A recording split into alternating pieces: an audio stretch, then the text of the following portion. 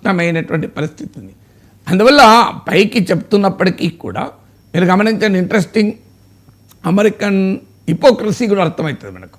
ఒకవైపు Iran nuclear bomb ప్రమాదకరం, Iran ఏ క్షణమైన అణుబాంబు తయారు చేసే పరిస్థితిలో ఉంది. ఇరాన్ అణుబాంబు తయారు చేయకుండా మేము శాశ్వతంగా ఆపేస్తాం. ఇప్పుడు అమెరికా రంగంలోకి దిగటానికి అనుకూలంగా సమర్థిస్తూ వాడుతున్న నరేటివ్ ఇది. ఎందుకంటే ఇజ్రాయిల్ పదే పదే చెప్పేది అమెరికా ఫస్ట్ అంటే నేను అర్థం చేసుకోగలను, కానీ అమెరికా డెత్ను గనక అర్థం చేసుకోలేను కదా. ఇరాన్ న్యూక్లియర్ బాంబ్ ఇజ్రాయిల్కే కాదు, అది అమెరికాకు ప్రమాదం, ప్రపంచానికి ప్రమాదం అని. అమెరికా ఇలా న్యూక్లియర్ బాంబు బూచి చూపెట్టి అటాక్ చేసినప్పుడల్లా ఇరాక్లో సద్దాం హుస్సేన్ విషయంలో అమెరికా చెప్పింది కూడా ఇదే. సద్దాం హుస్సేన్ దగ్గర వెపన్స్ ఆఫ్ మాస్ డిస్ట్రక్షన్ ఉన్నాయి, అది అమెరికాకు ప్రమాదం, ప్రపంచానికి ప్రమాదం అని. మరి సద్దాం హుస్సేన్ అంతం చేసిన ఇన్నేళ్ళకి కూడా ఒక్క ఇరాక్లో ఏ బాంబు ఉందో అమెరికా చూపెట్టలేదు కదా.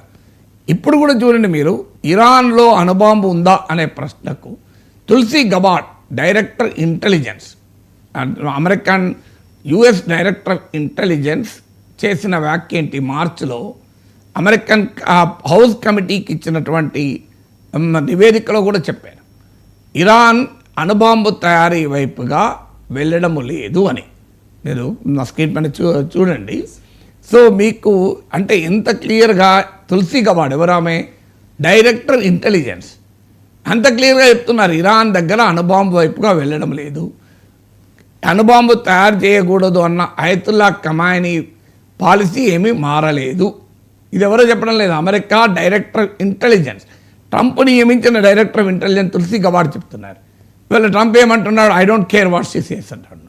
అరే నీ దేశ డైరెక్టర్ ఆఫ్ ఇంటెలిజెన్సే చెప్తున్నారు ఇరాన్ దగ్గర అణుబాంబు లేదని. నాకు తెలియదు ఇరాన్ బాంబు దగ్గర అణుబాంబు ఉందో లేదో నాకు తెలియదు. ఇరాన్ దగ్గర అణుబాంబు ఉంటే ప్రమాదకరం, అనుమానమే లేదు, దాంట్లో ఎవరికీ డిస్ప్యూట్ కూడా లేదు. అలాంటప్పుడు ఇరాన్ దగ్గర ఏంటి, పాకిస్తాన్ దగ్గర అణుబాంబు ఉన్నా ప్రమాదకరం, అది అమెరికాకి అర్థం కావడం లేదు. మనకే కాదు ప్రపంచానికి ప్రమాదకరం. ఎందుకంటే ఒసామా బిన్ లాడెన్కు ఆశ్రయం ఇచ్చిన దేశం వద్ద అణుబాంబు ఉంటే అమెరికాకు ప్రమాదం కాదా? ఇరాన్ దగ్గర అణుబాంబు ఉంటే ప్రమాదకరమట. ఒసామా బిన్ లాడెన్కు ఆశ్రయం ఇచ్చిన పాకిస్తాన్ దగ్గర అణుబాంబు ఉన్నా మేము భారతదేశం పైన అణ్వాయుధాలు ప్రయోగిస్తామని బెదిరిస్తున్న బహిరంగంగా బరితెగించి ఏమాత్రము చలనం లేదు అమెరికాకు. అందువల్ల అలాంటప్పుడు ఇరాన్ అణుబాంబు పేరు చెప్పి అమెరికా ఇరాన్ చేయదలుచుకున్నది ఏంటి అనే ప్రశ్న ఉత్పన్నమవుతుంది. నిజంగానే ఇరాన్ అణుబాంబు పట్ల అనుమానాలతో, ఇరాన్ అణుబాంబు ప్రపంచానికి ప్రమాదం అనే భావనతోనే ఇరాన్ పైన యుద్ధం చేస్తున్నారంటే కాదు అనటానికి ఇరాక్లో అనుభవం ఉంది, మనకు పాకిస్తాన్ విషయంలో అనుసరిస్తున్న హిపోక్రసీ ఉంది.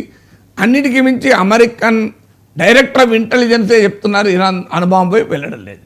మరి ఎందుకు యుద్ధం చేస్తున్నారు అంటే ఈ ప్రాంతంలో సంపూర్ణమైనటువంటి ఆధిపత్యం కొరకు ఇజ్రాయిల్ వెనకాలను అమెరికా చేస్తుంది. ఎందుకంటే ఇప్పుడు అత్యంత బలహీనమైన పొజిషన్లో ఇరాన్ ఉంది. తన యాక్సిస్ ఆఫ్ రెసిస్టెన్స్ ప్రతిఘటన కూటమి అయిన హమాస్ దెబ్బతిన్నది, హిజ్బుల్లా దెబ్బతిన్నది, హూతీలు దెబ్బతిన్నారు, బషర్ ప్రభుత్వం పతనమైంది. ఈ టైంలో గనక ఇరాన్ను శాశ్వతంగా దెబ్బతీస్తే తమ వ్యూహాత్మక ప్రయోజనాలు నెరవేరుతాయి అన్నది ఇజ్రాయెల్ అమెరికా లక్ష్యం. కానీ సమస్య ఏంటంటే తర్వాత వచ్చేటువంటి పరిణామాలు ఏంటి? ఇరాన్ను దెబ్బతీయగలుగుతుంది అమెరికా రంగంలో దిగితే, ఇరాన్ మిగలదు. కానీ ఇరాన్లో ఉన్నటువంటి వ్యవస్థల పతనమైతే ఏర్పడబోయే పరిణామాలు ఏంటి అనేది ఆందోళన కలిగిస్తుంది. అదే అమెరికాలో చాలామంది హెచ్చరిస్తున్నది, మనం అనవసరంగా అందులో జోక్యం చేసుకోకూడదు. ఒబామా ప్రభుత్వం చాలా మచ్యూర్డ్గా ఆలోచించి ఇరాన్ న్యూక్లియర్ ప్రోగ్రాం ఆపాల్సిందే, కానీ ఆపడం దాడుల వల్ల కాదు చర్చల వల్ల అని డిసైడ్ చేసుకొని ఇరాన్తో ఒప్పందం కూడా కుదుర్చుకున్నారు. ఆ ఒప్పందం వల్ల ఇరాన్ న్యూక్లియర్ వెపన్ ప్రోగ్రాం ఆగిపోయింది కూడా. కానీ ట్రంప్ అందుకు భిన్నంగా వివరిస్తున్నాడు.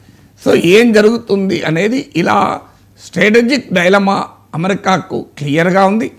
ఈ డైలమాలో ఆ ట్రంప్ పోస్టరింగ్ ఉంది. సో ఈ డైలమా, ఈ పోస్టరింగ్ ఎటువైపు దారి తీస్తుందో